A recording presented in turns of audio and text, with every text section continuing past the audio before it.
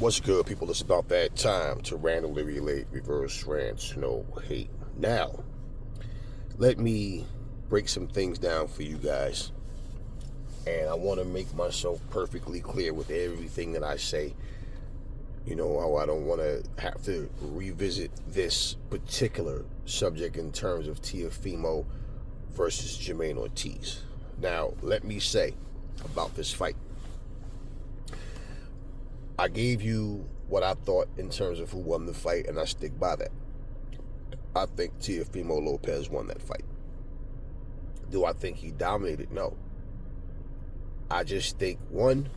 Okay, like I said, Teo doesn't know how to cut off a ring. 2, Teofimo's a good fighter.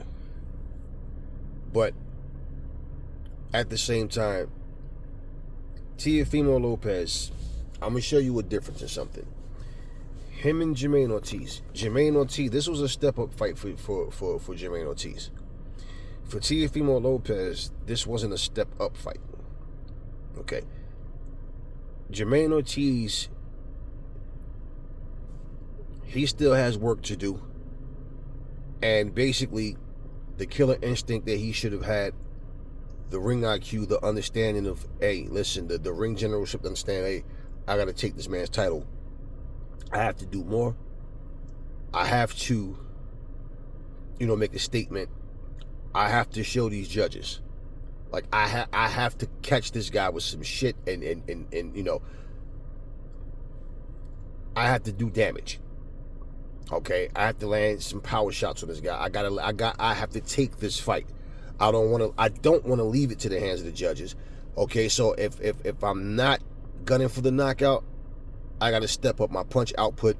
I got to step up to where, I know I'm significantly outlanding him. Now, when you hear him say he dominated, this is where it gets, where people can say, yeah, but he felt like he was winning. Okay. People, let me say this. I don't know what happened to boxers where somehow they don't know when they're losing a fight. Somehow they think that they're dominating a fight that's this close. So, for me, listening to him talk, and I looking at Teofimo at the end of the fight, okay? This is the second time we saw Teofimo, well, we've seen him before, win fights and then cry at the end of the fight. Okay, I don't really see Jermaine Ortiz as that big of a deal in terms of, like he's a good fighter. But when we talk pound for pound fighters, nobody brings up Jermaine Ortiz's name. Now, we talk about good opponents, yeah, because I brought him up before, okay? And I'm not going to discredit him because he lost the fight. What I'm saying is, when you watch that fight, do you think that Jermaine Ortiz beats a Tank Davis? Do you think that Jermaine Ortiz beats Devin Haney? You understand what I'm saying? When you look at that fight, did Jermaine Ortiz do a good job? Yes, but he didn't do enough. Even if the judges would have gave him the decision, I'm still saying I don't think he won. And that fight was too close for you to not step it up. That fight was too close for you to not get busier and make sure you try to seal the deal. And so that style that he was fighting with, yeah, it's boxing is hit and not be hit. We get that. But that's why I said, go watch Duran and Leonard. For those who haven't seen it, or for those who forgot what the fuck real boxing is, look at that fight. Sugar Ray Leonard moved every bit as much as Jermaine Ortiz did. But Ray was whooping Duran's ass, taunting him, making him miss, making him pay. Did you understand me? He wasn't just running, throwing pot shots, trying to land one punch and then run and try to avoid every other punch and get hit once. Teofimo will land something good on him. Land a second shot, a third shot. Jermaine Ortiz is satisfied with only landing one and then moving. Now, let me explain something to you. When a fight is very close, it can be difficult for judges to score.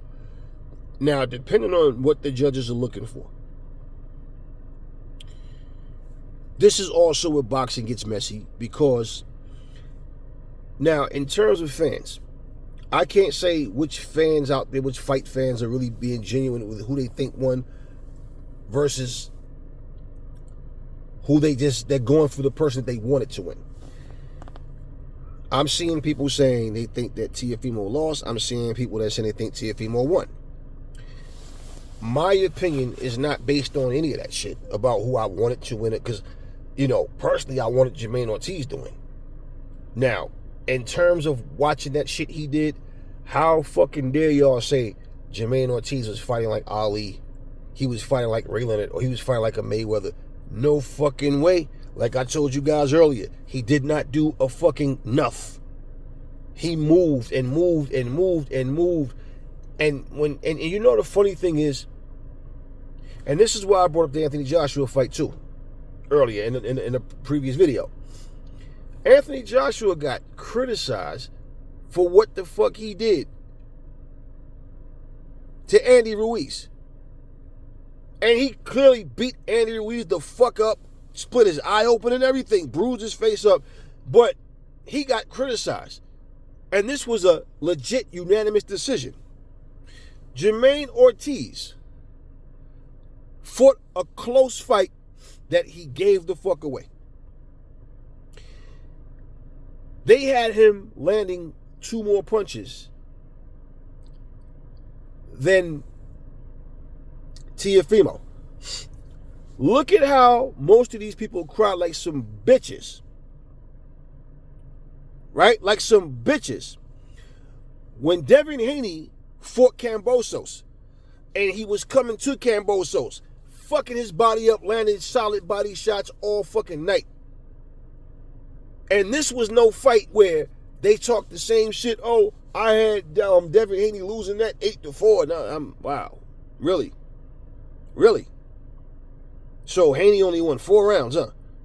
How in the fuck do you think Haney lost, but you think Teofimo, but you think Ortiz won? That shit makes 0 sense. 0. And me, I don't think because you're coming forward that because you're the aggressor that you win. No, you can be aggressive and still you're getting outpointed. Here's the issue with that style that Ortiz was doing. You're being overly cautious. Isn't that the word everybody used for Tyson or for Anthony Joshua as well? Yeah, I used it as well against Joshua, but not when he fought Ruiz in the rematch. He was overly cautious with Usyk. Okay. When you watch him, he was overly cautious, and he's trying to not engage, whereas Teofimo was trying to engage. Now, with Teo don't know how to cut off a ring, even though Ortiz was moving, wasn't taking no real damage, he was getting caught, and here and there, and Teofimo was getting caught here and there. But him moving, and not wanting to engage. Then when he's throwing his flurries, he's missing. Do you understand? Then, at the same time,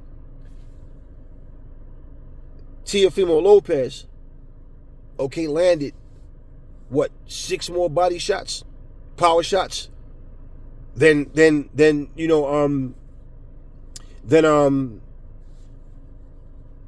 Ortiz. Aren't you guys the ones that always talk about how, but Lomachenko was landing more power shots than Devin, or he was doing it, right? And I'm like, wait, guys, you don't count body shots? Did you not see them clean, sharp, accurate body shots? What is he just throwing it just to throw it? Y'all don't count those, right? So my whole thing with all of that is, we're talking about 2 close fights, and people said the same fucking hypocritical thing. Devin Haney versus Lomachenko was that close. It was a razor-thin fight. It was just that close. I mean, I could kind of see how it could be scored both ways, but then y'all called it a robbery. What the fuck is going on with a close fight? Now all of a sudden close fights are robberies. It can't be close and a robbery. That makes 0 fucking sense. 0 sense. It's close, but it was a robbery. No. And if you really want to see exactly the feeling that I have and the understanding, go watch Ray Leonard versus Duran 2 again. Watch Haney versus Lomachenko and then watch this piece of shit fight last night. Listen. Haney versus Lomachenko was a good fight. Duran versus Leonard was a good fight. But it was one-sided because Leonard moved, but he boxed and he beat the fuck out of Duran. He outpointed him. He caught him. He frustrated him. And basically, it was redemption for Ray Leonard because this was a rematch where he fought Duran the wrong style in the first fight. You know, he fought Duran's fight and it didn't work out the way it was supposed to. But even in defeat, he fought and Duran won, but he knew he was in a fight. And Leonard even hurt him in that first fight. Okay? So my point is, watching Ortiz, okay? What's done is done. Neither guy dominated, but I had clearly when I'm watching, I'm wanting Ortiz to win. And I'm watching, and I find myself scoring the majority of those rounds for Teofimo. It's just as simple as that.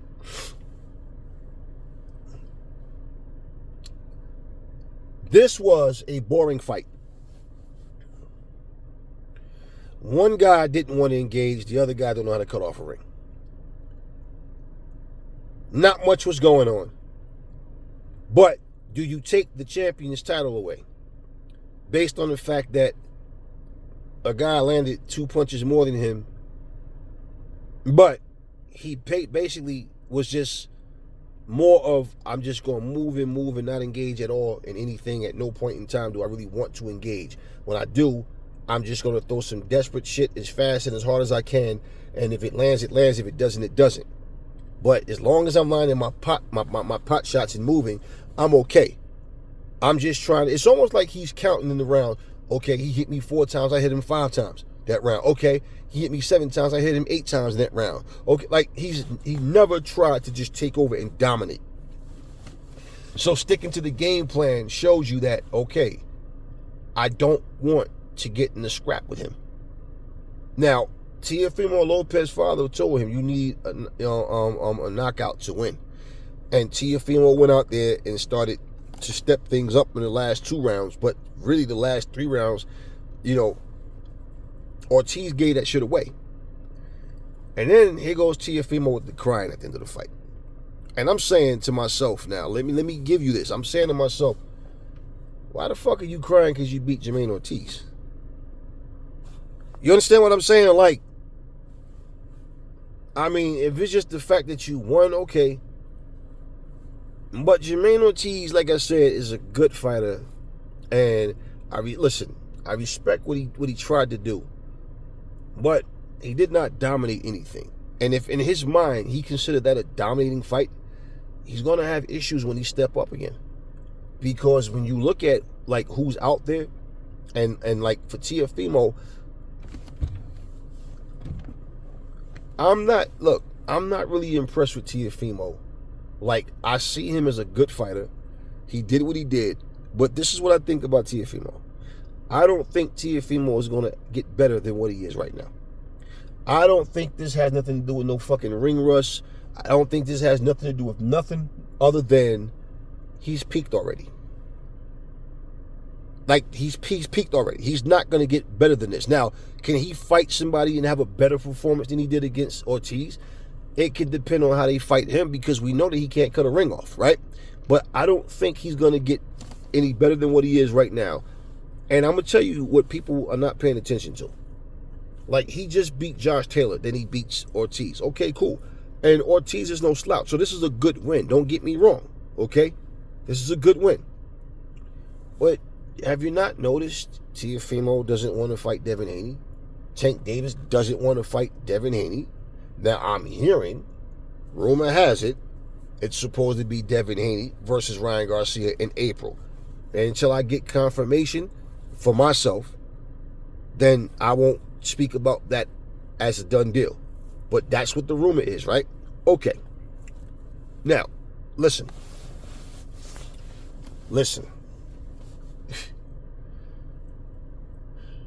You see, I'm going to tell you what separates Devin Haney from Tank Davis, what separates Devin Haney from Teofimo, what separates Devin Haney from Shakur Stevenson, what separates Devin Haney from Ryan Garcia, from all of these guys.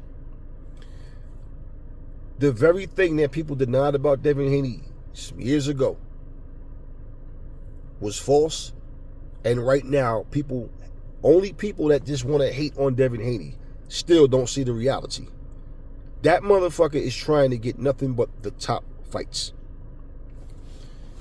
His hunger, along with his skill set, his hunger can easily be a deciding factor in him beating every one of these guys I just named. Think about this, y'all. The so-called experts thought Regis Prograis was going to beat Devin Haney. The so-called top fighters thought Regis Prograis was going to beat Devin Haney. He hits too hard. Haney has no power. Haney's not going to have anything to keep him off. Remember all of those comments. He goes in there and make Regis look like trash. Now, after he wins, now everybody wants to insult Regis. But when I said, I think Devin Haney should beat the brakes off of him, man. Like, I don't see nothing that Regis has that Haney can't handle. All he has is power. Skills pay the bills, and you guys are underestimating how good Devin Haney actually is. But his fucking opponents know. That's why they don't want to fight that motherfucker. That's plain and simple. So when I'm looking at Devin Haney and what he's trying to accomplish, and now his father's out here doing what the fuck he's supposed to. See, there's a difference with what Devin Haney's father is doing and what, Teofimo's father is doing. There's a difference in what Devin Haney's doing and what Teofimo himself is doing. See, Teofimo's father is just talking shit and promising everybody that Teofimo's the best fighter in the world, and that one day he'll fight Canelo, he'll beat Canelo, and that Teofimo Lopez is the truth, and the only way he can lose is if he gets cheated. Bill Haney is out here telling you his fight is the #1 fighter in the world, and they just want the best fights. Let's make it happen. That's all he's doing. He's not going around talking about Sugar Ray Leonard, Sugar Ray Robinson. He's not talking about all these other fighters at all. He's focusing on his son and all top potential opponents. Like when he showed up and went and shook Conor Benn's hand, don't tell me, I don't care about what Devin Haney said. I know about the comment about you left the needles alone or something like that. Yeah, I know about the shot he took at him. That has nothing to do with Bill. Bill's out here trying to make the fucking fight. So even when it comes to psychological warfare, not that Bill had something to do with it, not that he didn't, it doesn't matter. So one is like good cop, bad cop. Dad come, shake the hand, let's make this, hey, that fight come, hey, we just want you to know we here, right? Devin Haney comes on top of that after you feel respected and feel proud and make the comment about the needle. Now you like, this motherfucker. Who cares? This is the fight game. Y'all don't have to like each other. You don't have to dislike each other just to make a fight happen either. So when you look at who's the intentions, like who really wants it, that's a deciding factor, y'all. I always tell y'all, man, look at Evander Holyfield. That's why I be like, and to answer this person's question, man, yeah, Usyk is a solid fighter, and I was asked who do I think will win. I told you this before. It's not the first time. Usyk is a solid fighter, tough competitor, yes. I think Holyfield will fuck Usyk up. Y'all, one thing that people do, they forget. A lot of y'all are just like how they say in a fight, how the judges remember the last rounds more than the earlier rounds, whatever, which they shouldn't. Every round counts, every round. You don't just pick what rounds you like the most. No, every round. Who won these rounds, right? That's how a lot of y'all are. Y'all forget through time. I'm straight up, I think Holyfield would fuck Usyk up. Like, plain and simple, man. I think he would fuck Usyk up. And I don't see these heavyweights the way a lot of y'all try to make it like they were as good as the Bowes, the Holyfields, the Lennox Lewises, the Prime Tysons. And nah, these fighters are not that. They're just not that. They're not that. I think Holyfield would have fucked Usyk up. I think it would have been a good fight for a while, and I think as the rounds go on, Holyfield is that. I just think Holyfield beats him. Holyfield was different. Do you know what made Holyfield win a lot of those fights? This motherfucker was 206 pounds. Fighting dudes 250, 260, 6'4", 6'5". That motherfucker was tough as nails. His determination and toughness won several fights for this motherfucker. Because the guy he was fighting was almost as good or just as good. And then how is this little motherfucker beating him? That motherfucker was refusing to lose. That is what people keep saying Tank will beat Haney because of the power. They know he can't outbox Devin Haney. Tank is solid. Tank can fight. He's not outboxing Haney. The only way Tank is going to beat Devin Haney is if he can knock him out. The only fucking way. So my whole thing is, if Tank can't get the knockout, then what? Do you really think he outboxes Devin Haney? You guys can't believe that shit. You really can't believe he outboxes Devin Haney. Why do you fucking think, once again, he'd rather fight Conor Benn? Do you think he, in his mind, talking about, oh, you know, it's a more competitive fight. It's, you know, we gonna go in there and entertain. No. He see Devin Haney as more of a threat than Conor. Believe that shit. That other bullshit about him wanting to, oh, he wants that fight because it's going to be more competitive and the fans are going to be more into it. No, motherfucker. If he cared about giving the fans what they want, he'd fight who the fuck the fans want to see him fight the most. Nobody want to see him in no fucking Conor Benn. Who the fuck is asking for that fucking fight? You see how easy it is for these fucking podcasters and these content creators and these fucking fanboys to fall off task and forget who was supposed to get these shots and who was all. These motherfuckers are all in the fucking same weight class. When the fuck you ever heard Conor Benn name come up in the same conversation as any of these fucking guys? Ryan Garcia. Do you hear anybody talking about Conor Benn versus anybody else? Teofimo, Ryan Garcia, Shakur Stevenson? No. Only because Tank made it clear him and Conor were already in talks. Aside from that, when the fuck does Conor Benn name come up with them? Conor Benn name doesn't even come up in the weight class he's fucking in. You ain't never heard nobody say Conor Benn versus Tim Tszyu. No, you heard Jamel Charlo versus Tim Tszyu. You heard Terrence Crawford versus Tim Tszyu. You ain't heard nobody talk about no fucking Conor Benn versus Tim Tszyu. How many of y'all think that Conor Benn will beat Tim Tszyu? Yet, here's a guy that went up to 154, but he's willing to fight a 135-pounder. And as I said, if this fight actually happens, it's going to be at a catchweight. Now, let's look at this. Devin Haney is trying to fight nothing but the very top guys. That's why when people talk about, oh, flat-footed fucking Regis. Oh, wait, whoa. According to you motherfuckers, for the longest time, the two guys at the top of the food chain at 140 was who? Regis and Josh Taylor. Well, Teofimo came up and took care of Josh Taylor. Do you guys not remember? I made at least 2 videos talking about the 140-pound division. And remember, I told you guys, I just feel like the guys at 135 are just more talented than take the top guys from 135, the top guys from 140. And I think that is like a very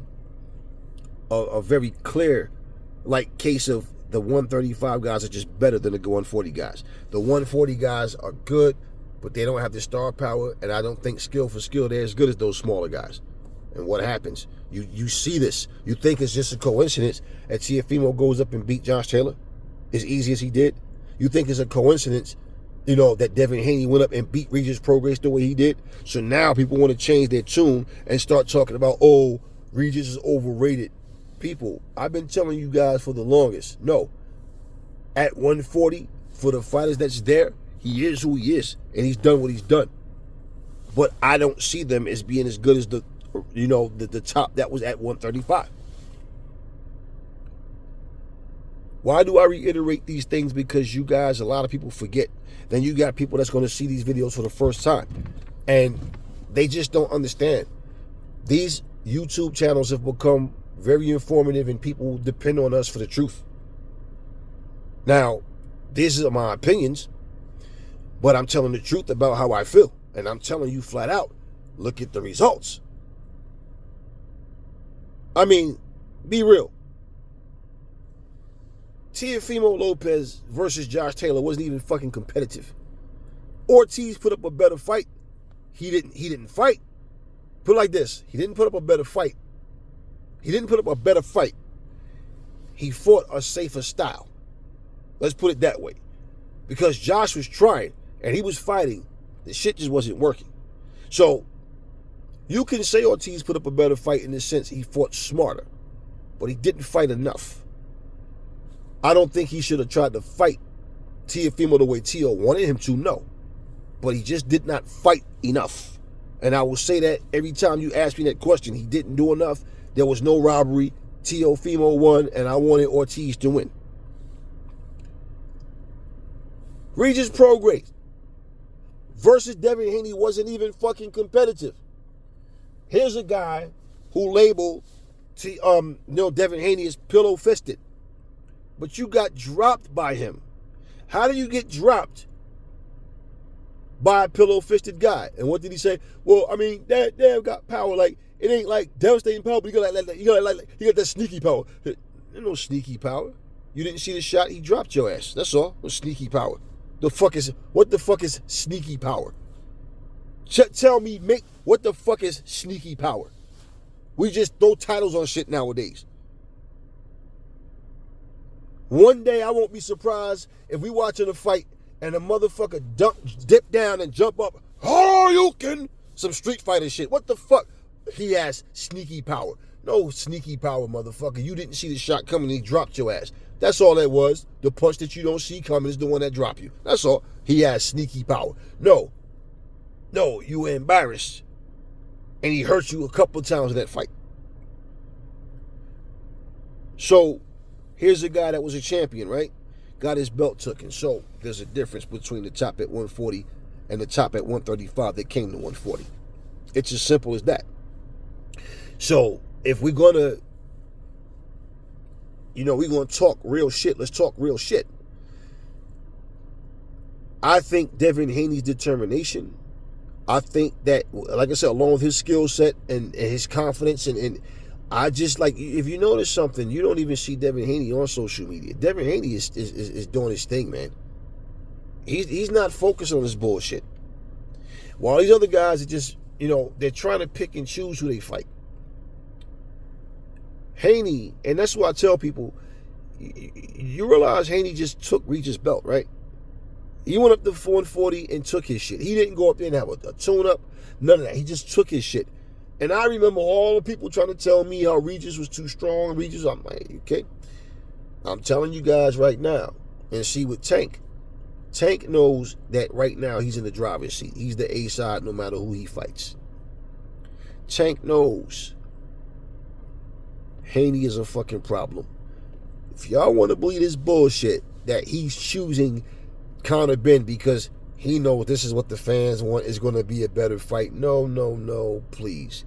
He's choosing Conor. I'm saying it again because he see Conor as less of a threat than Devin Haney. If you really truly think that he's going to take a guy that's not even as well known, a guy that they're probably going to fucking talk shit in the press conference about, you a cheat, you a drug cheat and all this shit.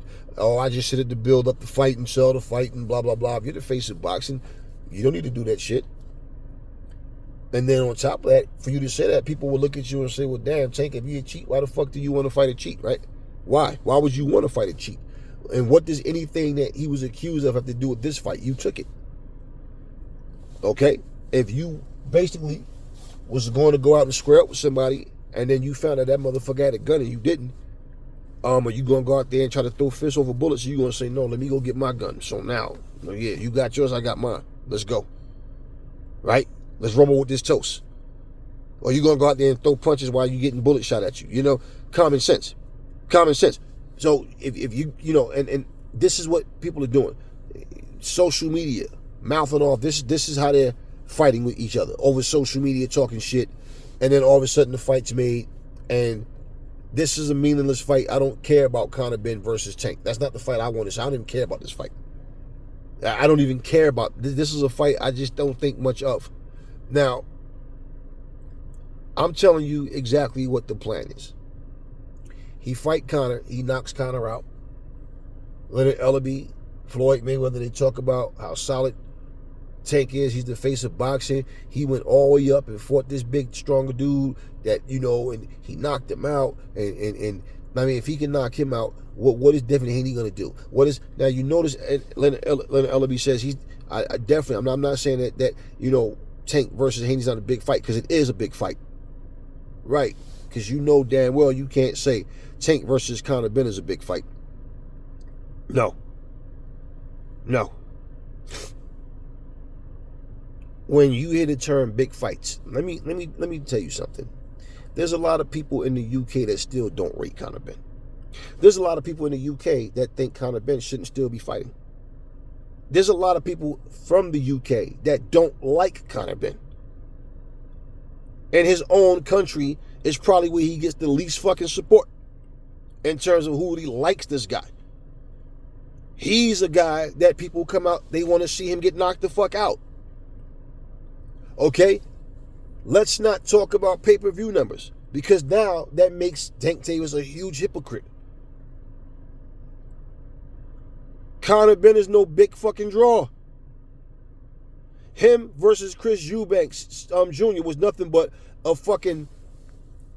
so-called legacy. 2 legacies, 2 names, 2 royal families, reignite all this. Hey, come on with this bullshit. And it never happened. It didn't materialize. It's probably for the fucking better. So now a guy goes up from going up to a catch weight of, 157, 156, or whatever it was, to fighting at 154 just to come back down. And like I said, if he takes this fight, if it happens, it's going to be at a catch weight. So Conor Benn is all over the place right now. Nobody's talking about Conor Benn's future and it's all sky's the limit from here. No, nobody's talking about him. They're not talking about him. So, my point to you guys, right? If you look at,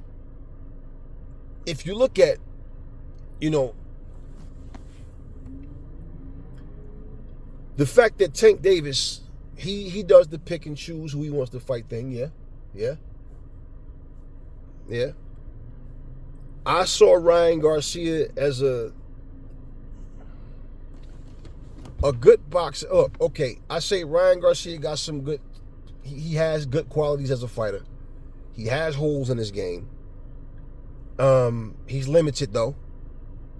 He has speed and power, and that's all. He depends on his speed and power too much, particularly the left hook. He doesn't show a nice variety of combinations. He squares up, and basically, if you look at his resume, the best fighter on his resume is who? Tank Davis. He quit. He was going down to take a fucking knee. Tank Davis ran up on him. He stood back up and then backed up some more. Tank Davis said, "Come on, man, get up." He shook his head. No. He quit. Everybody knows he could have got the fuck up. He admitted he could have got up. So when I told people I think Tank Davis beats Ryan Garcia, just like the rest of these guys, their only confidence in them beating Tank is because of his small size. That's what it comes down to. But when they get in there with him, they realize this motherfucker moves fast on his feet. He throws fast, hard punches, and he actually can box. Yeah. It's just that people are so overwhelmed by the fact that he goes in there and he knocks guys out like he does. So he's entertaining, exciting to watch. But when you look at all of these guys, this is my point. If you look at the top guys on Ryan Garcia's resume, these guys were washed up. What's the little fun whatever, him and the other, the British dude or whatever, the guy that he dropped, I forgot. That's how, what I'm saying about how these guys have not been relevant. I forget their goddamn names. You remember the guy that dropped? He dropped Garcia in, I think, the first round. Garcia got up, fought back, and he won. That dude never could win the big fights, and that was his last fight. I don't think he fought nobody after Ryan Garcia, right? But bottom line, he went in there with this guy. He won, but my point, we watched this guy lose all his big fights. And Ryan showed heart, he showed resilience, and I gave him credit for that. But I mean, that was like the best thing on his resume up until that point. Then the little other guy, I forget his name, the little short guy he fought, he's another one past his prime. And I said, Ryan Garcia should beat this guy. He shouldn't have problems with him. And I think it took this second time, like, what did they see? This is what you got to understand. When fighters duck a guy and they finally end up saying, all right, let's make it happen. A lot of times, even in training, they have people going in, checking out their training and see what's going on. A lot of times they know a guy's not on weight. He's, all types of stuff. But bottom line is, I said even at that guy's best, I think Ryan still would have beat him. Don't even remember the fucking guy's name at this point. These are people that I don't even talk about anymore, and you forget about them. They're not doing anything. They're not relevant. You understand what I'm saying? But my point about Ryan is, look at his fucking resume, man. He doesn't have a stellar resume. So even him now, I'm never going to lose again. I know a lot of people said that, and then they lost again. The reality of that, all of this shit, what I'm saying is these guys want to handpick who they fight, right? They already, it's not like they put in tons of work. Now, it's like, okay, I'm ready to retire the next year or two, and I'm planning what I'm doing strategically because, no, it's none of this shit. It's just basically, I'm trying to stay undefeated. Let me handpick who I want. I don't want another loss. Let me handpick who I want. And pretty much when you get to the point where it's like, listen, you can't afford to not take big fights. While you're still in your prime, you need to make these fights happen. Rematches can always happen down the line, okay? But at the same time, and the fighters who get the nod for, like, when you have great rivalries, you can go to another level. You understand what I mean? And when I'm not into all these rematches. For me, a rematch, if it's not warranted to have a rematch, like the purpose for me for a rematch is to decisively, okay, you guys had a great fight. They feel like it's gonna be entertaining. The people will pay to see this again, type of thing. Or maybe you need clarity. This first fight was a draw, or it was a decision that could have went either way, or whatever. Somebody got robbed. I want to prove I'm the better fighter, or whatever it may be. Otherwise, what's the purpose of a rematch? Let's just make a rematch just to do it? No. So you want to know, you want to know where you stand. Derrick James, he went to Derrick James. Derrick James trained him. We seen, how he looked in his last fight. What I'm saying right now, man, if you look at these guys, Devin Haney is the only one. Him, like I said, his father's out there. He's his mouthpiece. He's doing what he's supposed to. His father is the only one out there, him and his son, let's say it that way, trying to make these fights happen with the very top guys.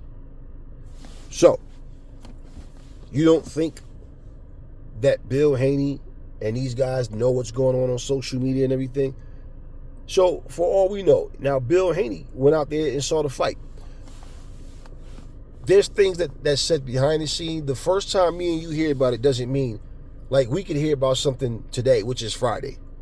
What we hear today might have been said Monday in the gym, or last week in the gym, or something, wherever, and people talk, and then you hear these rumors. But here's my thing. For Bill Haney to come in there and greet and congratulate Conor Ben. Think about this. Let's say a fight between Tank Davis and Conor Ben actually happens. Now, if Conor was to win, right? People going to say, yeah, man, but Tank a smaller guy, man. His best weight is back at 135. That's what the Tank Davis fans are going to say. A lot of people are going to say it. Now, people that don't like Tank won't say it. They'll be glad that he lost. Okay, that's another story. Overall, like I say, take the feelings out and just look at what's what. If he was to beat Tank, people would surely think he's going to beat Devin Haney. Do you understand what I'm saying? Devin Haney goes and beat Conor. You're going to have people going, yeah, but just because he beat Conor doesn't mean that he'll beat Tank too. Even though, Conor beat Tank. Now, if Conor goes in there and gets destroyed by Tank, like more than likely that's what's going to happen, he's going to get knocked the fuck out. But if that happens, right, then there's no need for Devin Haney to fight Conor Ben at that point. For what? And see, here's the difference with Haney and with Tank. And that, if Haney fights him, it's not going to be at a catch weight. You understand what I'm saying? It's not going to be at a catch weight. Not only that, his dad knows when a guy's in the ring fighting and you're there and you make your presence felt, you understand what I'm saying? People remember that. Your name is in the news in the UK. Your name is in the news with guys in different divisions. Your name is being, pushed around by different outlets because your name was attached to everybody other than just fighters in your division, right? Devin Haney's in a great place and people try to overlook it. Why? What y'all think? Because he let the titles go at 135. He's a champ now at 140. And see, what I believe is this.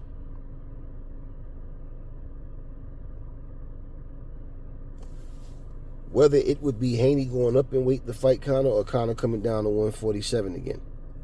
Either way, whatever. And that's another thing, y'all. While when I talked about when you look at the fact that Conor's no longer at 147.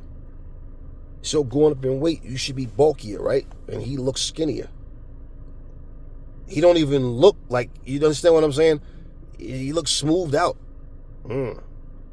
Right? Everybody's watching everybody.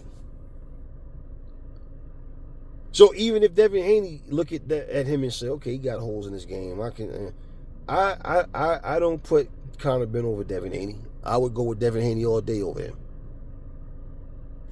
Ultimately, it comes down to what everybody wants to see: Haney versus Davis. Why do you think Leonard Ellerby and them always try to avoid any conversation about Devin Haney?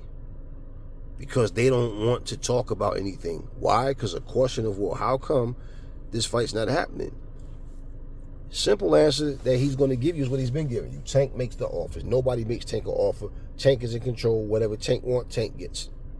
Okay. So clearly Tank doesn't want to fight Devin Haney, right?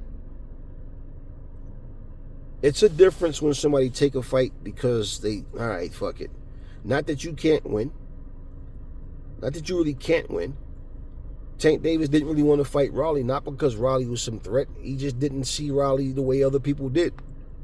You understand what I'm saying? Now, when he went in there, I say Raleigh held his own better than what people anticipated.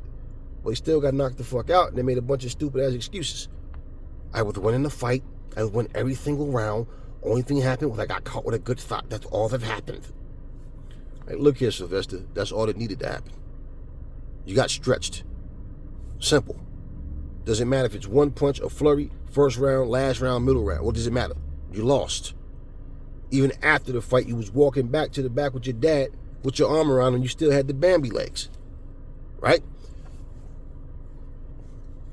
Devin Haney. Okay, let me tell y'all, a determined fighter is hard to beat. When a fighter has been wanting something and you've gotten to the point where you don't really... Look,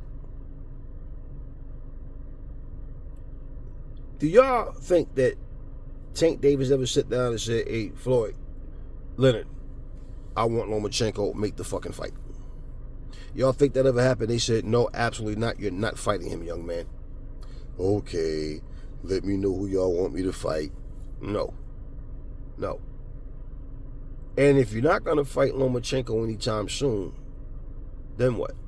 Like, Lomachenko's getting up there, man.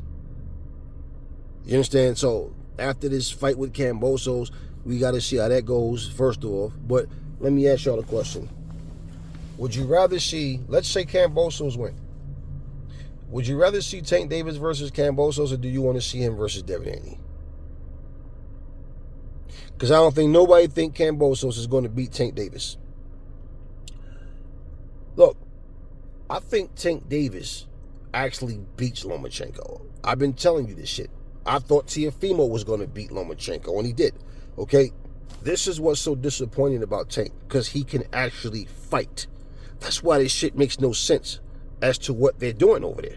Trying to keep everything in the house, trying to stay away from the top fighters, trying to be, they just want to be the A side, and we dictate everything. We control all the narratives. If you want this, you got to come here.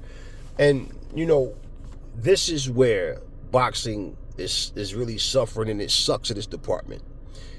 When you look at the fact that Tank doesn't have a problem that he's never fought Lomachenko. Now, wouldn't that look real suspect if he was to fight Kambosos? Say Kambosos wins, and he goes with this whole Tyson Fury bullshit. The logic of, well, why would I have to fight Lomachenko when he just lost to Kambosos? Yeah, then it would make more sense for you to fight Kambosos at that point. Yeah. But at the same time, that doesn't mean that you beat Lomachenko because you beat Kambosos. Now, if he went in there and got beat the fuck up, there's no reason for you to fight him, and I would agree with that. But when I say with the Tyson Fury thing, that was like with him trying to say, that's why I like what Turkey did, because what he said, you know, and what the stipulation was. Why? Because Tyson Fury said there will be no fight with Anthony Joshua. Remember that at the face-off. He said, this man, you know, Usyk beat Anthony Joshua twice, and I beat Wilder. What does it have to do with anything? Wilder never fought against Usyk. You don't determine that. Usyk don't have no reason to not fight Wilder just because you beat him. Especially when Wilder is a fighter that, even though he shows he's one-dimensional, and basically, you know, both times he stepped up, he lost, that, hey, people still think he can win. Usyk can clear that doubt by getting in there with him, right? You have nothing to do with that. Now Wilder has to earn that spot with Usyk, yeah. But Usyk shouldn't base, okay, well, Fury beat him twice, so, you know, I don't have to fight him. No, that's the nonsense Fury was talking. What does Usyk beating AJ got to do with you fighting Anthony Joshua? You never fought AJ. So the same way, you know, if Tank Davis was to all of a sudden he has no problem fighting Kambosos, then that clearly shows you that, okay, this is why I fought Kambosos. Because why? I think the only reason Kambosos beat Lomachenko is because Lomachenko's not the same fight anymore. 2, I don't think much of Kambosos, and I know I can beat him. That's all that would be. And you don't think people would say, okay, why was you so quick to fight Kambosos though? But you never fought and never showed interest in fighting Loma. I mean, am I right? No, I am. You know, I'm just emphasizing the point for you guys, because when you look at all of this shit, man, it's like, just look at the mess from this 135 division up to 140 with all the uncertainties of who wants to fight who. Shakur, Mr. I'm retired, had so much shit to say the other day. And I'm like, I don't really want to talk about Shakur, because until he decides to get back in the ring, there's not much to say. No matter what he says, it's just not much to say. So, for him to be out the picture for now, T.O. talked all that shit about retiring. I told you guys, no, this motherfucker's not retired. He's just playing an asshole for whatever reason. Okay, we see what happened. The fact of the matter is, for all of these guys to be okay with not fighting each other, there's some sad shit. Doesn't say things about them in a good way. So when you see a guy out here trying to make it happen, why the fuck are y'all hating on that one guy, the workhorse, the guy that's out here making it happen? That's who y'all hate on. Why? You understand? Like what's this whole, like, you guys want to point fingers at people and say this guy don't want to fight this guy and this guy don't want to fight that guy. The same way how Tank just doesn't show any interest in fighting Loma. Loma never showed interest in fighting Haney. When it actually happened, it was like, okay, now I want to fight him and you know, for undisputed. I want to fight him, you know, and get back what's mine. And so basically that fight happens. It was a good fight. We see how it went. We know who won. Okay. Now, you look at any one of them fighters. We know Loma and Kambosos is fighting, so you say, what's next for Devin Haney, right? What's next for Tank Davis? We don't know who it's going to be, because there's no guarantee that Conor Ben is next, because his trainer Calvin Ford was on a video chat like earlier this week, and he made a comment talking about their next opponent is going to be an oldie but a goodie. Like, people going to see him like, oh, that's a good fight. And I'm saying now, what I'm thinking, was he talking about Conor Ben when he said that shit? Because Conor's not an old guy at all. So I'm like, I don't understand that. Like, who the, like, you know, and then I said, I'm not even giving a fuck about who it is, to be honest with you. I'm not even trying to figure it out. Just man the fuck up and say who it is. It's obvious if you got to keep it a secret, that person that you talk about ain't worth a shit. Because if it was a big fight, everybody would know, and you want people to start plugging into this shit now. Huh? Am I right, I say? Yeah. So I'm saying, when you look at them and like, what's next? What's next? Come on, man. You don't respect Devin Haney's hustle? You don't respect what him and his father's trying to make happen? And the fact that these fights that's not happening is because these guys don't want to fight him? So instead of applauding the guy for trying to pick somebody that's the lesser of the best fighters, look at the guy who's trying to make the actual best fights happen. Why the fuck don't he say, yo, Dev? Okay, and this is my point. If this motherfucker, because we know it's going to be a catch weight. Let's just say, if it's a catch weight of like 140, let's say between...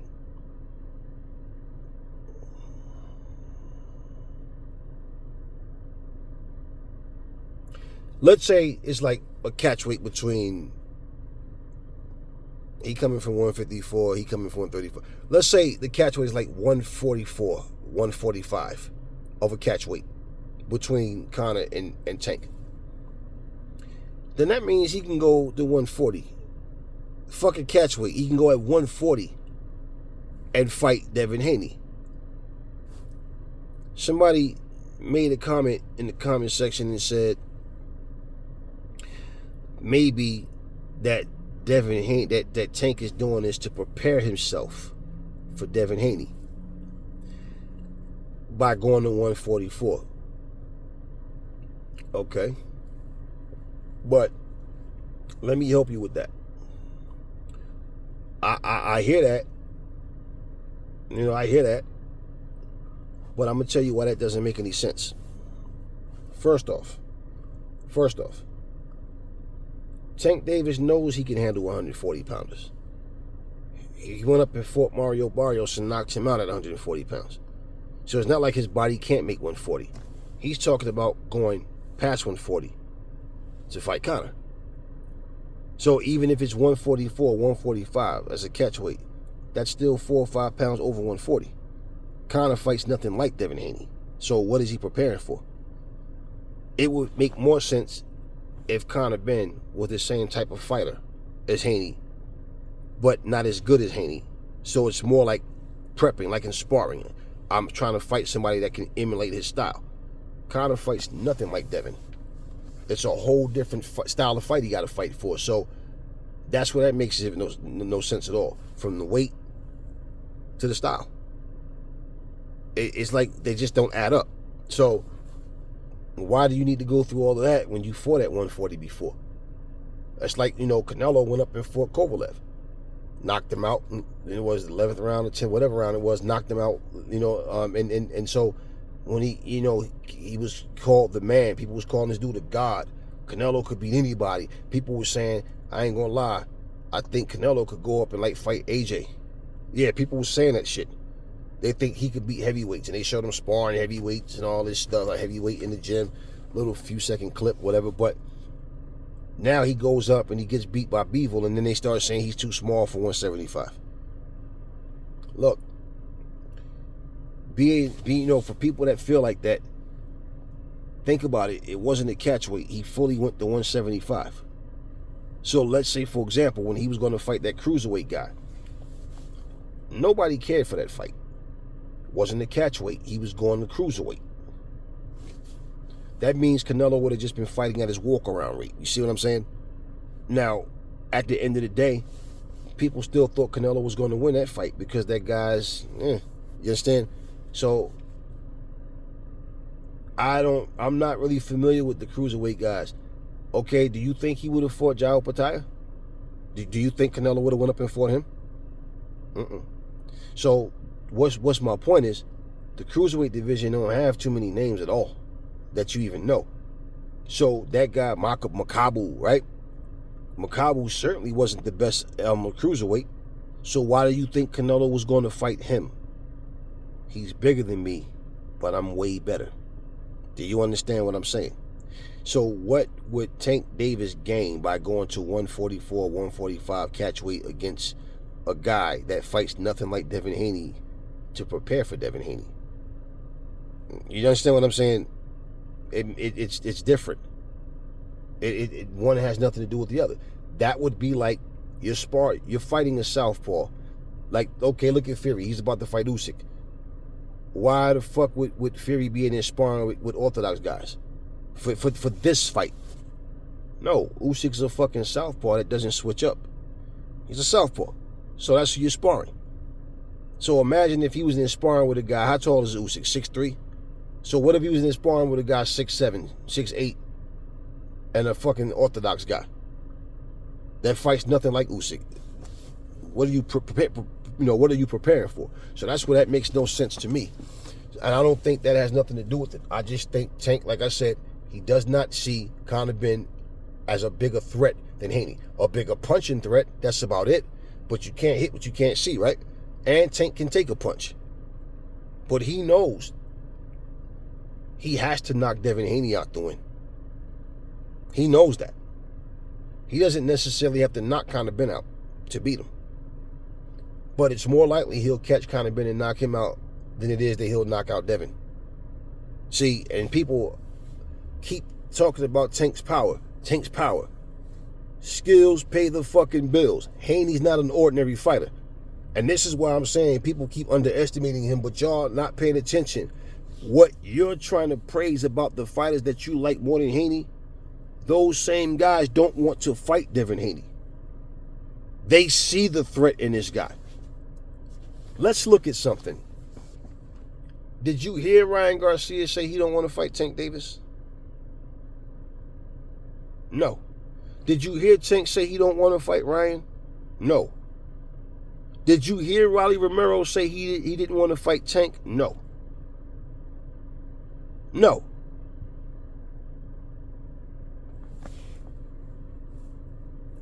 Did you ever hear Teofimo Lopez say he doesn't want to fight Tank? Yes. You did hear him say, not that he don't want to fight him.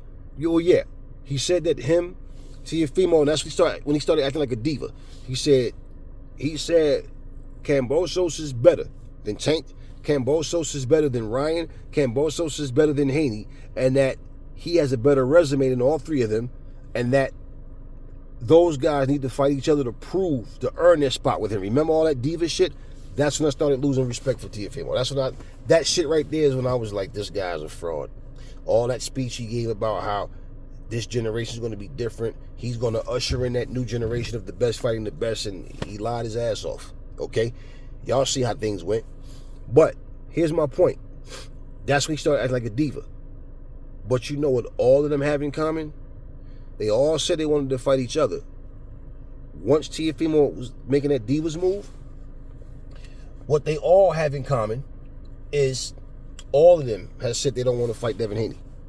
And they all use the same lame-ass excuse. He's boring. Don't nobody want to see him. Don't nobody care.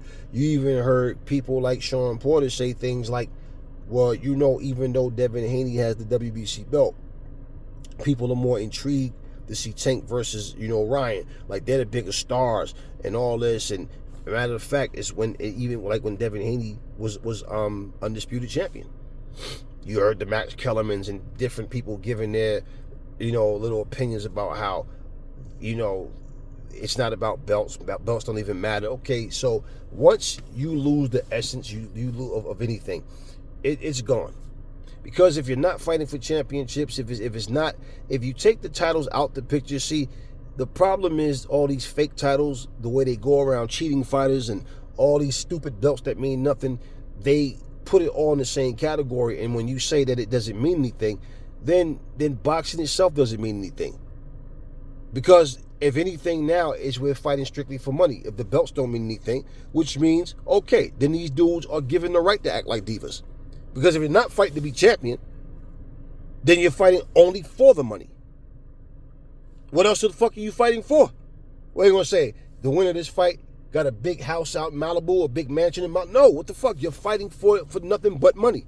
So yeah, guys are going to hold out more. So even with the belts on the line, the mentality is, I don't need a belt. Listen to Jared Anderson. I don't need a belt to validate me. The fuck is that? Even the fucking Misfits fights for titles. So when you start saying that, now I think the appropriate thing to say is, well, the belts are not treated with respect. Being a champion don't mean shit. It's about being a draw. What you think happens? What do you think happens if let's say Tank Davis goes, he fights Devin Haney and he gets his ass whooped. He loses star power. He's not as big as he was, right? There's a significant drop in pay-per-view, attendance, all that, right? How do you think the big money keeps coming in if you go on the downside? So you think that they don't want to fight for any belts? That would be a way for him to try to rejuvenate himself. Do you understand? It would be like, damn, now I need a title. I need something to stand out from the rest of the crowd or to get back in the mix with them. We heard Deontay Wilder say that the only belt, everybody know the only belt that mean anything in boxing is the green belt. It's the most prestigious belt. The other belts don't mean nothing. We all heard him say that when he was walking around with that WBC belt strapped over his shoulder. Right? He was walking around with that belt all the time, and we heard him say that. What was his words in every interview when they asked him about what does it mean to become undisputed right now? What did he say? Oh, it means everything to me. It's something I've been working for my whole career. What? No. Your whole career, according to you, the only belt that meant anything was the WBC. So then if he means what he say about this undisputed is what I've been working for my whole career, that means that he was lying when he said that shit. And when I said that's bullshit, who the fuck don't want to be undisputed, right? That means it shows you he wasn't willing to try to jump that hurdle named Anthony Joshua to get that shit. He never tried to unify at all, at no point. So the only time you heard him mention anything about unification was after Andy Ruiz beat Anthony Joshua. He tweeted that shit, talk about me and you for undisputed or whatever. But then he turns around now, all of a sudden, he doesn't want to fight Andy Ruiz now. Is it because he don't have a belt? Is it because he's scared he's going to lose to him? Just think about it, y'all. And he needs an opponent. So why not fight Andy Ruiz now, right? Okay. So point is this. With any fighter, your hunger can be the deciding factor because you want it more. You want it more. And your opponent can walk around like, look, and I'm just being real. When you heard like Deontay Wilder say, man, that nigga was happy as hell that I lost. I seen this nigga come to the ring smiling. I was cracking the fuck up like this motherfucker. I'm like, how the fuck do you go and embarrass yourself, get the shit beat out of you in the ring, and act like the joke is on a guy that went in there and destroyed his opponent? Held this end of the bargain up and you the one lost, yet the joke is on him?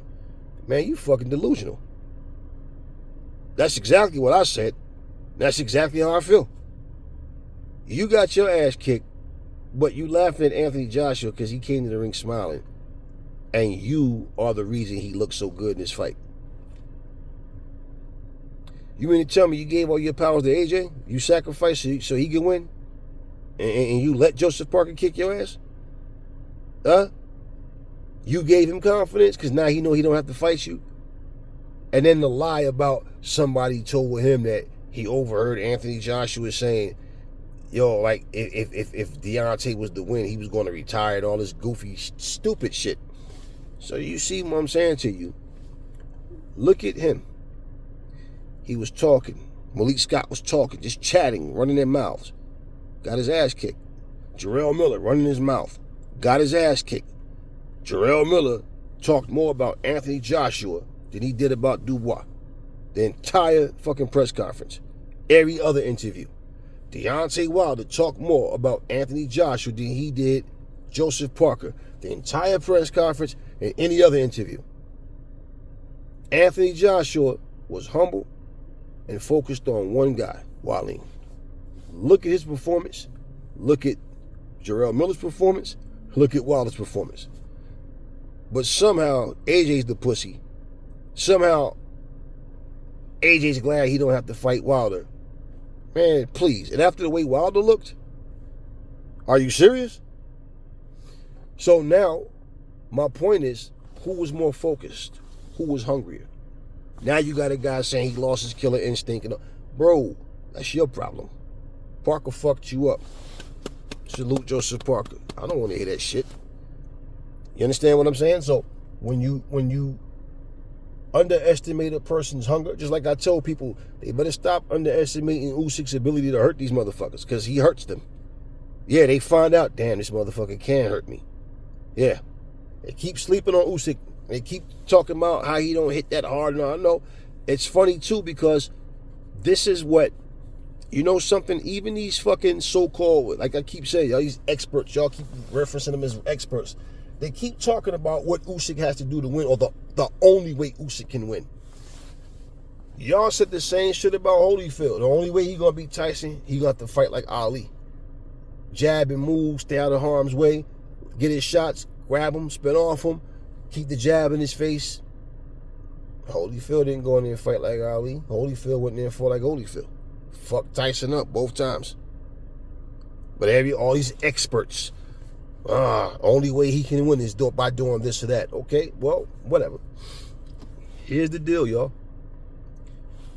Focus, determination, okay, desire. Those are traits, those are attributes that you want to have. So, about to close this video, but in closing, like I'm telling you guys, all of this talk that people keep talking about how hard Tank hit, and all of a sudden now Devin Haney has a weak chin. I mean, all this stupid, this dumb shit that people bring up. I'll give you this, Tank can punch. Haney having a weak chin, he ain't never been knocked out. The fuck are y'all talking about? This is boxing. So a guy get hit and get buzzed, he don't have a chin. Okay, we seen Floyd Mayweather get buzzed, he don't have a chin. Do you not see the shots that Floyd stood up to? But he don't have a chin. Ali got dropped, got buzzed, he don't have a chin. So I'm all this goofy shit that people talk.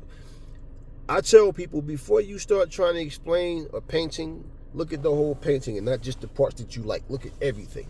So when you explain it, you can explain everything on that painting.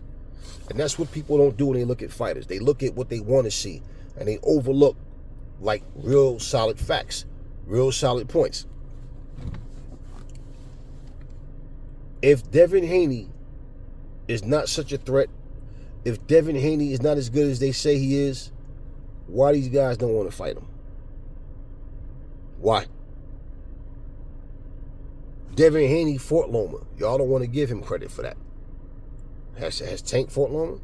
Has Ryan fought Loma? Has T.O.? Well, T.O. fought him. And then, so y'all gave T.O. credit, but y'all didn't give Haney credit. Yet, I remember people saying Tank was ducking Loma. But now Tank became the guy everybody loved. Now, he still got his haters, don't get me wrong. All fighters do. But now, all of a sudden, y'all give him a pass and forgive him for that shit, right? But Haney went in there and fought him. And the thing was, Haney had been calling him out when he was calling him Lomachenko. That was years, like 4 or 5 years ago. Calling him Lomachenko because he wouldn't fight Haney. And you know something? Again, nobody made excuses. Nobody said nothing about how young. Nobody never said, no, the dude is only 17. Nobody brought his age up. It's like I told you guys, man. When you look at fighters and you look at who's who, I remember when Oscar De La Hoya, when he fought against Pernell Whitaker, Pernell was 33. Oscar was 24. And I never heard nobody say, this kid's only 24 years old. And, now Oscar got the decision, but most people feel like he was gifted it. And I ain't going to get into all that right now. It's a different subject for a different time, different video. But nobody talked about his age. He's too young. Hell, when Canelo fought Floyd, Canelo was 24. Floyd was 36. 3 years older than Pernell. Nobody fucking said nothing about Floyd being old. No, they tried to flip it. Oh, he fought a guy that was too young. After everybody demanded that should be the fight. And then they want to bring up a catch weight. So fucking what? Canelo agreed to it, and Canelo admitted, no, the weight didn't bother him at all. It didn't do anything to him. He felt the same. He felt it was just Floyd was just better. You understand what I'm saying? Now, of course, he wants to throw in that, oh, I beat Floyd now. What the fuck you think would happen now is irrelevant. You had your chance and you didn't get it. You know, like I said, all these champions we had, come on, 21 years old. Floyd is one of them. What was Floyd? 21, 22 when he won his championship? Wilfredo Benitez, 17 years old. And these fucking people walk around here making excuses. That's one thing about Devin Haney you gotta look at.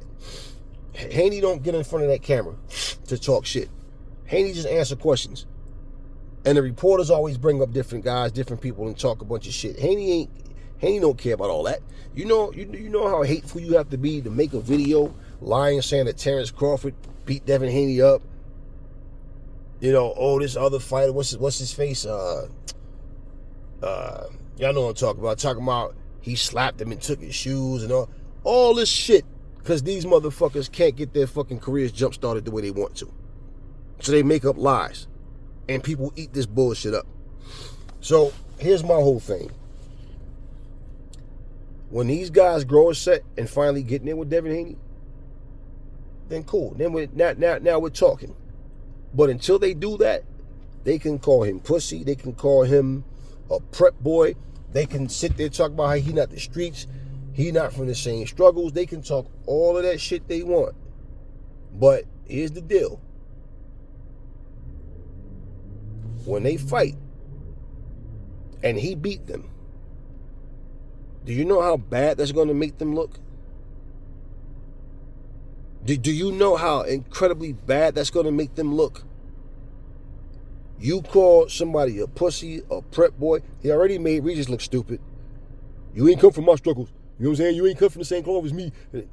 Okay, so that means you're going to win. That's the deciding factor. Because you from the streets and he's not. Okay. Well, he whooped your ass, so I don't see how that logic had anything to do with anything, right? You got beat by a prep boy. You called a man a pussy, but he beat you. All of this shit. Man, Haney some bitches, man. Them niggas are some bitches, man. And then he beat you. So what are they going to say? Because for him and Tank, now I'm going to tell you right now, I watched this cop follow this guy all the way down. I knew he was about to get his ass. And he got him. Motherfuckers better stop at them damn stop signs and stop fucking eating them stop signs. You ain't see that motherfucker sitting there. That cop been sitting there for like 5 fucking minutes watching your dumb ass. Okay, now back to regularly scheduled programming. Yeah, so pretty much the things that people try to use for psychological warfare to try to get an advantage. This is what I'm saying. They feel like they need to do that shit. Why? Because they're not 100% concrete that I really can beat Devin Haney. Believe me when I tell you, they know that dude can box his ass off. They see the threat. They see it. When you fight a guy that wants to fight you, and you're taking the fight because, well, okay, it makes sense business-wise, if you can't match that fighter's determination, once again, that could be the deciding factor where that motherfucker just refused to lose. Just like, for example, one of the things that Holyfield had, he was a better fighter than Tyson. Bottom line, more seasoned and had way better opponents. And the one thing that he had as well, too, not only his chin, his ability to take a punch and all that, he wasn't scared of Mike Tyson. He was not afraid of Mike Tyson, and he wasn't going to be bullied or intimidated. All right? Simple. And that shit drove Mike crazy because no matter what he did, he couldn't shake Holyfield. He couldn't spook him, and that shit, it fucked with Mike. You understand what I mean? So when Mike thinking like everybody else, as soon as he feel my power, yeah, it's going to be over. And all of a sudden, what the fuck is going on? Why is this dude not going down? Why can't I hit him? When I do get him, he takes it. What the fuck? And then he throws back. He's winning the rounds. I mean, what the fuck? Yeah, Holyfield get his shit, crack him, boom, grab him, spin him, move, come in, repeat. And Mike couldn't figure out nothing. He couldn't do anything different, right? What I'm telling you, like I said earlier, Holyfield's toughness was a deciding factor in several fights. Like okay, this dude can bang too, but he can't take the punishment that Holyfield can take. And Holyfield going in and mix it up. Holyfield had that dog in him, man. And that's why I'm saying it's funny to me, man, because motherfucker was 206 pounds, but in his mind, he thought he was 256. That's why I respect Holyfield as a fighter, like I do. Because that motherfucker was the real deal. And, you know, Devin Haney, look, Holyfield didn't have the same type of punching power as Mike Tyson. He didn't have to. He whooped Mike's ass. He didn't have to have, you know, and that's why I keep saying, you guys keep talking about how hard people hit, and I'm like, I get so sick of hearing that shit, man. And you know the funny thing is, I'm a guy that got one punch knockout power in either hand. But I always respected the science to go with that power. Where it's like, that's why, you know, anyway. Anybody, if they'll tell you this motherfucker should have been world champion at like, and I always tell people, man, don't talk about my shit. Just, I don't have nothing to prove to nobody, but I know.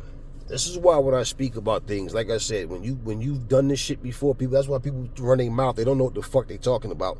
But I ain't got nothing to prove to nobody, but people know not to fuck with me. That's for damn sure. And I just say, when I hear people talking this shit and I see and I'm like, yeah, I know. You got people talking shit that, because it's things that they see that they themselves can't do. They're not cut out to do. They don't have the heart to do, and they don't have the understanding. If I tell you something can be done, it's because I did it myself. And even for just stylistically, watching certain fights, watching how guys adjust to different opponents, looking at ring IQ, looking at how people don't depend on just one element of their game. I look at everything, man. And this is why I'm so unimpressed with a lot of people. That, like, even if I say, yeah, I think that guy's a good fighter, I mean, I don't see him the way you do. I don't see none of these guys the way y'all see them. But the ones who do stand out, you know, it's cool that you have your opinion. That's all. And like I said, I'm not here to change people's opinion about who you like and don't like. I just look at the logic, the reason, and the truth of the situations. You can't fucking sit here and tell me these dudes are not afraid to get in there with Devin Haney. They talk all this shit. Fucking Riley talking about, I never fight Devin Haney. That dude is so boring. Nobody cares. Nobody cares to see him. Yo, he's boring. Ryan Garcia, I never fight Devin Haney. That guy's boring. Nobody care about. We sparred and stuff, and you know we fought in the amateurs. But like Devin Haney, nobody cares to see. He's boring, man. Like nobody cares to see, right? Tank was talking the same shit about nobody want to see Devin Haney, but they want to see you and Conor Ben. They wanted to see you and Mario Barrios. You understand what I'm saying to you? Every fighter faces his or her criticism. Again, take out your fanboyism, take out your hatred, and just look at what the facts are. Look at what's in front of you, and that's all you need to go by. That's what I do. I don't go by what I feel. So, like when I said, I look at Teofimo, and I'm like, I wanted Ortiz to win that fight, but I don't think that he won the fight, in my opinion.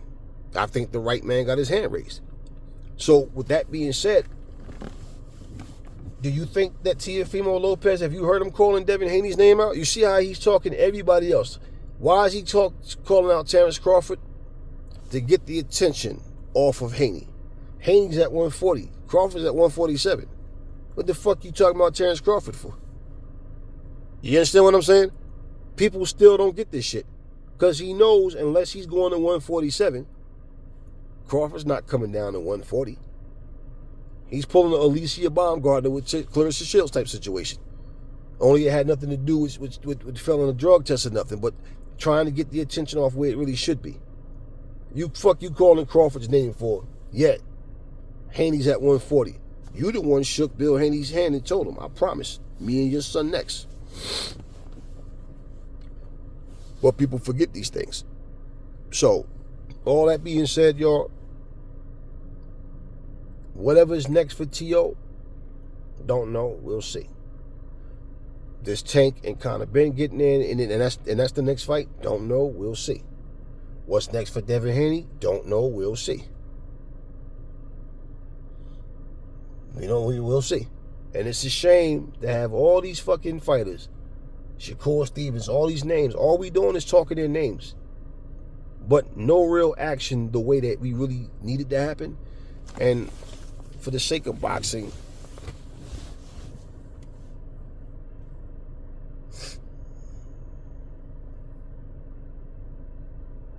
everything is just money driven and legacy's out the window. You can't take a house pet and put it out in the wild and think it's going to survive. When that animal has been depending on you to give it raw meat, bathe it, brush it, walk it, groom it. Now it has to go out there and survive, and you think that the natural instincts automatically just kicks in. You know what they say about lions, right? Lions are one of the animals where you can take a lion, and you can take that lion and feed it and take care of it, groom it, like I said, do all of those things, and you let that lion go out into the wild. After all that time of you grooming and doing everything and feeding it meals, and that lion never had to chase nothing, never had to hunt for its food, none of that kind of shit. If a lion pride doesn't accept that lion into the pride, that lion's going to more than likely starve to death, right? Because lions, they hunt in packs. You think a lion one-on-one can beat a giraffe? You think a lion one-on-one can beat an elephant? You think a lion one-on-one can beat a rhino? So when you got all these animals out in the jungle, no, it's not a pack of them. Guess what? Hyenas travel in packs. Wolves travel in packs. So it's too much competition. Here you are one by yourself. No, that lion's going to starve to death. So without a pride taking them in, and then their animal instincts kick in while they're watching what the other lions are doing, then okay, that's how I got to get my food now? Okay. No different. Human beings in situations, boxers, you in a position of you've been groomed. You've been programmed and groomed and conditioned and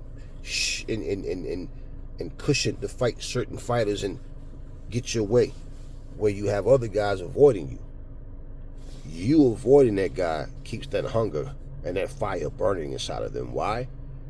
Because they have to call you out and chase you and hunt you, and still not making the kind of money that you're making, even though they're making a lot of money, or even if they're making the same kind of money. Just say they want the fight because they want the legacy, they want the prestige. You don't. You just want the money. So your motivation comes from this, but to the point where you're being forced to fight someone. You understand what I mean? Or now you're finally getting the type of money or bigger money than what you normally been getting, and they cooperate and follow your rules. They abide by what you say. Now you tell me it's not a fucking shame that fighters that go out and unify divisions and become champions and multiple weight classes and all and everything, right? Now Tank was a champ in multiple weight classes too, but what I'm saying, he was never undisputed. And all of a sudden we got undisputed champions that's not the A side, because we're going by fucking who's more popular. But the guy that's not the A side is the one trying to fight everybody. So I'm saying this, Haney is probably the most avoided boxer right now. He's probably the most avoided boxer right now. And a strong number 2 would be like Devin Haney, because he's another one that people just don't want to fight the guy.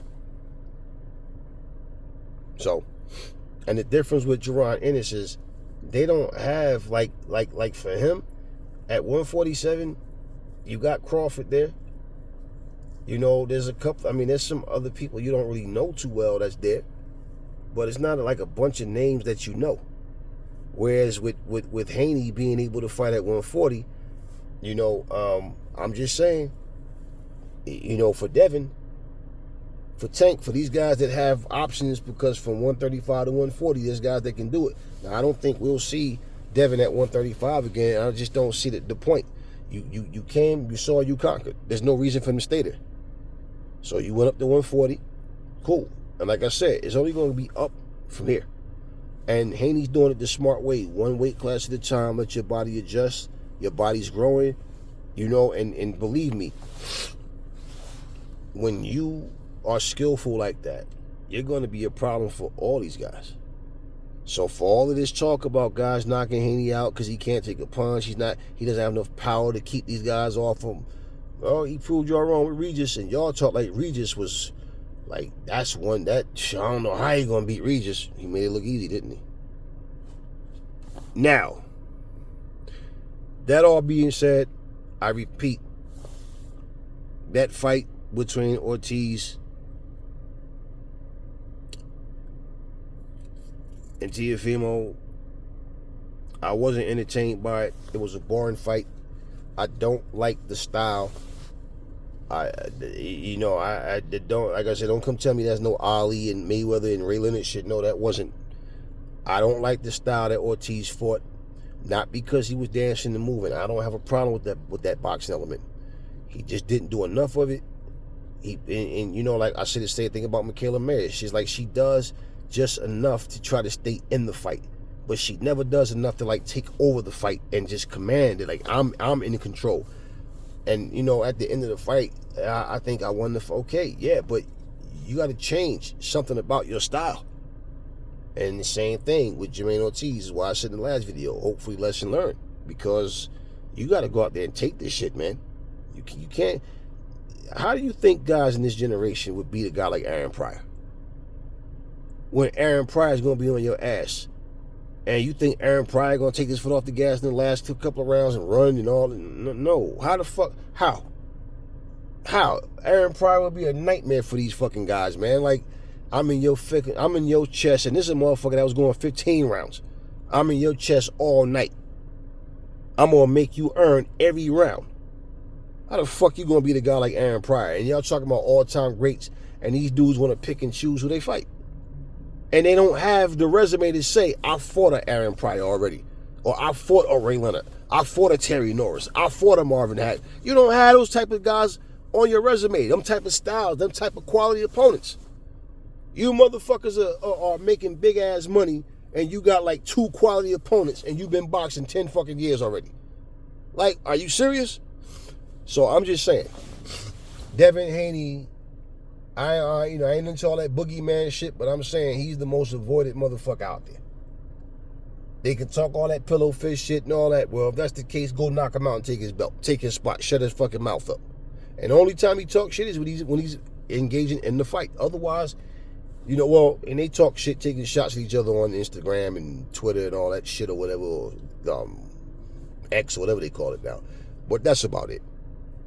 So, once again, we're in a position of what's next for these guys, and we don't know, and you can never get ahead of yourself in boxing because you get your hopes up high, and what you think is going to happen don't happen. Anyway, y'all, talk to me in the comment section. What do y'all think should happen? What do y'all think should actually happen?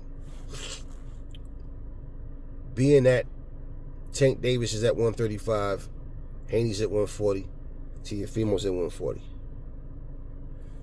Shakur playing games right now. What do y'all think should happen at 135? Like, right now, what do y'all think? You heard Keyshawn Davis talking shit. He's calling out, you know, Teofimo Lopez. But this is my thing about these guys. They talk, they say, you know, Keyshawn Davis just don't have enough fights right now. He just doesn't have enough fights right now. Like, to, you know, now don't get me wrong. If he gets in there and fight a Teofimo and beat him, hey, more power to you. But all of these guys are just talking, man, and they saying all this stuff. And to me, I feel like these guys are planning this WWE style shit to make fights happen, really. Where it's like, okay, just say Teofimo may feel more comfortable saying, you know what, fuck it, Keyshawn jumped in the ring, now we gotta go, we gotta rumble, right? Why?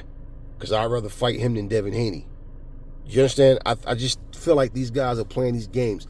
So tell me, what do y'all should think? What do y'all think should happen at 135 with Tank? And look at the rest of who's there. And we can't really say too much about Shakur because, like I said, he's playing these stupid ass games right now. What y'all think should happen at 135? Like, who Tank should really be gunning for right now? Should it be as somebody at 135? Or should he be looking at a guy like Haney? Tell me what y'all think. Tell me what y'all think should happen at 140. I'm gonna say it one time, one more time, and then I gotta really close this shit out. I really feel like if you can go up and fight Conor Ben at a catch weight, like I said, which is probably gonna be around 144, 145 or something like that, there's no reason that you can't just go to 140 and fight Devin Haney. And that's who I think he should be fighting, but he don't want that fight. And you don't need to do this rehydration clause bullshit. Now, if he does do this shit against Conor, if it really happens, he's probably going to pull a rehydration clause thing. Who knows? Don't know. But that's what I think, that he should just say, fuck it. Fuck all this going to one. Nobody cares about this fight with you and Conor. So I would rather see him go to 140 and just fight Devin Haney. And especially if he's willing to fight Conor on his first fight back since his last. What did that tell you? So, he picked Conor for a reason. So, that's what I think should happen. So, tell me what y'all think. And any other fighters at 140 that y'all would like to see. You know, let me know in the comment section. Because we got guys that nobody really talk about. But we looking at worthy opponents. Not just, you know, throwing fights together just because guys got to earn their spot. 135, 140. Tell me what y'all think. Who should be fighting who, you know, and what do y'all think about this whole idea of him going past 140 to fight Conor instead of just going at 140 and just fighting Devin Haney? And that's the fight everybody want to see. Never fall in love with lies. Remember, the truth brings hate out of people, and I will catch y'all on the next video.